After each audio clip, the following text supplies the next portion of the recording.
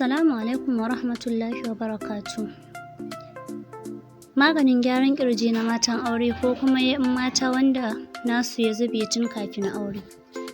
Idan wannan shine shigowarku na farko, ku danna mana subscribe, sannan ku danna mana alamar ƙararrawa domin sanar da ku saƙonninmu da zarar mun ɗaura. Maganin gyaran breast ko in ce nono na matan aure ko kuma 'yan mata wanda nasu ya zube tun kafin aure.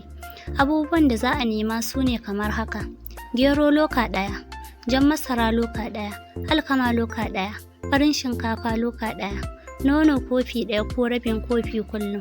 Ya danganta ne daga girman kofi da inda ke zaki iya shanyewa. Yadda ake haɗawa shine kamar haka: ki gyara duka abubuwan da muka lissafa a sama saboda akwai wasu datti ko ƙasa.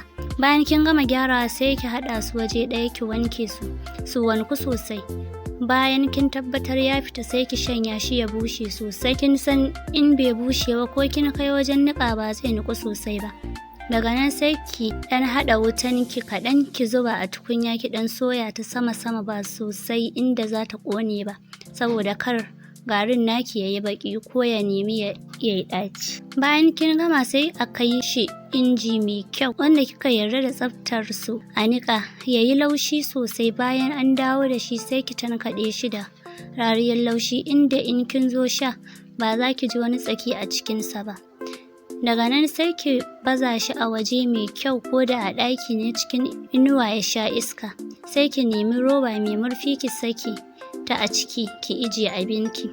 Daga nan kullum sai ki nemi nono mai kyau daidai da inda za ki iya shanyewa, ki dinga sha da shi kullum sau ɗaya a rana har ya ƙare.